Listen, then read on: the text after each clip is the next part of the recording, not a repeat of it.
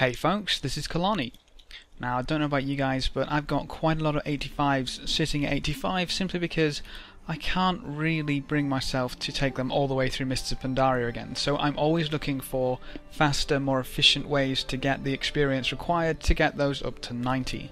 Now my little mage has been doing this for a little while. She's 88 and has been here since 85, so it is doable from 85 to 90 on a few classes. Now you may recognise it, I'm on the Timeless Isle, and that's because some of these mobs are incredibly easy to kill and yield very, very nice experience for what you're killing, essentially. So these Spotted Swarmers are a brilliant example. Less than 80k health. See how quickly they kind of fall down to an AoE combination of abilities.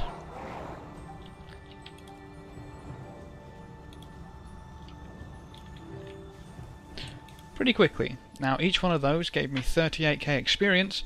I am rested, so half of that if you're not, but the time it takes compared to the experience you get is phenomenal. It really is. Now, as a quick footnote, I recommend you loot everything you kill, simply because you might need something which drops.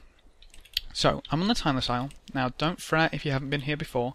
If you want to get here and you're 85, just go to the Jade Forest as you normally would, Horde up top, Alliance down bottom, and find your way down to the shore down here at Jade Forest. You can swim across, you can walk across if you've got water walking. If you die, it doesn't matter because you can run across as a ghost and resurrect here from one of the spirit healers.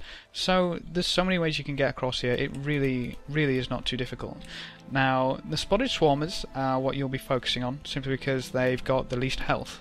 Now pretty much everything that you can kill on the Timeless Isle gives the same amount of experience. So if I were to kill this Iron Fur Herdling, pretty much the same experience as the Spotted Swarmers, except it's got 3 times the health.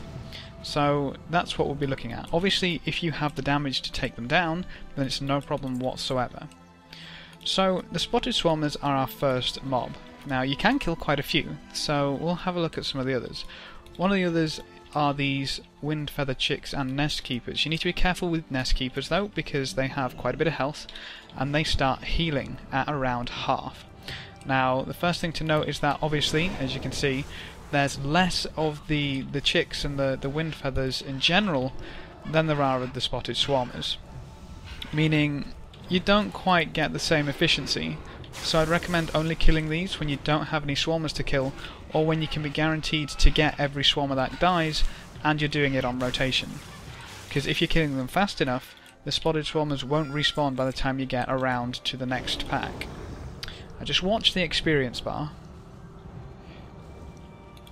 It just jumps up chunk by chunk with every kill.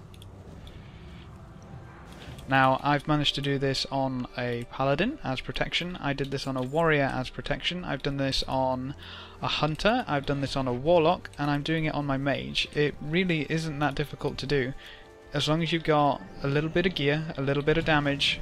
If you've got AoE, that's perfect. If you don't, as long as you can survive the damage that you're taking, a lot of them don't really do that much in return, so it's relatively easy to kill them.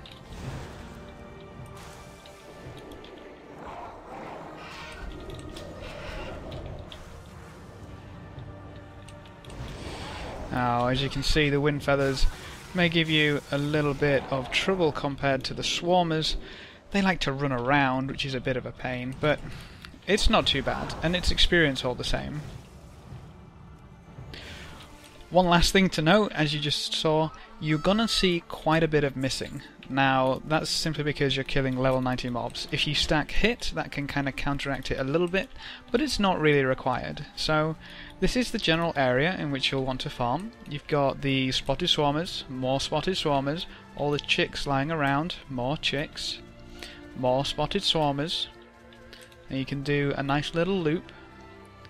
You follow it round. Be very careful of any of the Spectral Brewmasters though, because they hit quite hard. You got more chicks over here, and then you can head around. Now, what I'd recommend you do is eat a piece of food, we'll talk a little bit more about food later, because there's some turtles on the shore with good food over there, which is pretty useful.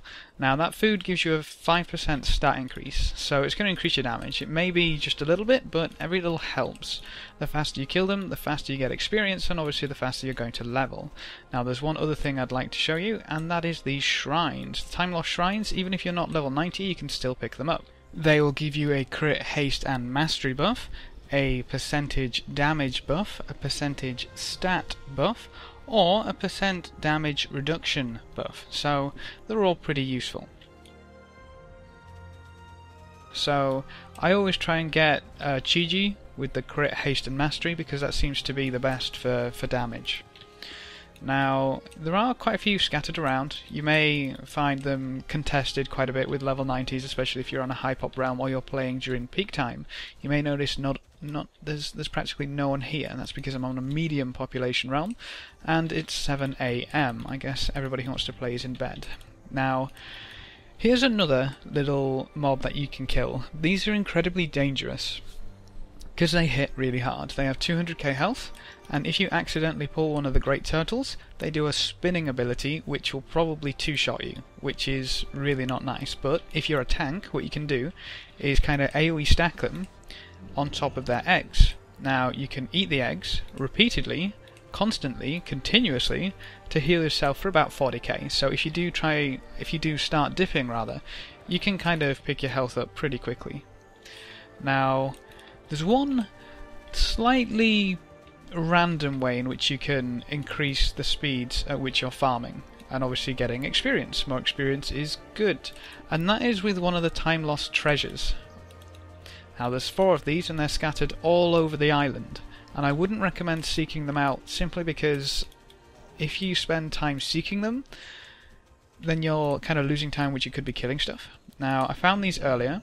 This is the Snowdrift Talon, or Snowdrift Tiger Talons. Now they go on the additional action bar, and you get that for 10 minutes. As a quick note, any of these buffs which I'm describing, if you die, you lose them all, so you need to be incredibly careful. Now this does 200,000 frost damage to enemies within 8 yards and roots them in ice for 10 seconds. So, what I'm going to do a little bit of damage to the Nest Keeper. Go ahead and use my Tiger Talons. That kills everything except the Nest Keeper, rather. Kill that off, and then I can move on to the next. Now they have a minute cooldown, so essentially every minute you can one-shot a pack. Note that pretty much any of these weapons will completely one-shot a pack of swarmers. Just worth noting.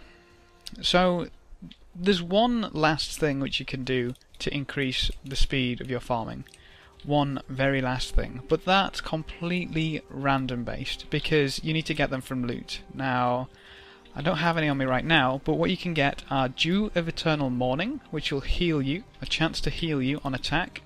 Book of the Ages, chance on attack to increase your primary stat by 8,000, obviously spiking your DPS incredibly. And then there's Singing Crystal, which has a chance on attack to deal an extra 100,000 damage. So pretty much any of those is going to help you farming. I got the healing item on my tanks quite a bit. Now when I had that healing item, I could not die from these mobs. Nothing could kill me. It was pretty ludicrous, I'll be honest. So you see, one shot the entire pack with that item, but you only get it for a few minutes. So I mean, if you find one in your path, brilliant. If you don't, I'd recommend just going back to farming. But that's the Timeless Isle. I honestly can't explain any more to do with it. It's good experience as long as you can kill the stuff. If you can't kill the stuff, you're probably gonna go back to questing and dungeons. As a small side note, I guess you could queue for dungeons on the side, especially if you've still got quests to do. Now, this island will usually take you between 4 and 6 hours, depending on how long you can stay here, how long you can play, and obviously how quick you can kill stuff. Now, on my hunter, I had my significant other's priest following me around and healing me. We couldn't die. We literally pulled everything, including stuff like all of these cranes, which are 400k health each. From 89 to 90, we were grinding here for about an hour, maybe an hour and a half, but that's definitely pushing it. And we got that level in that hour and a half. That's the quickest I've ever done it. So I mean, if you've got the resources, if you've got the time, if you've got the AoE skills, I guess, you can happily grind yourself to 90 in a ridiculously short amount of time.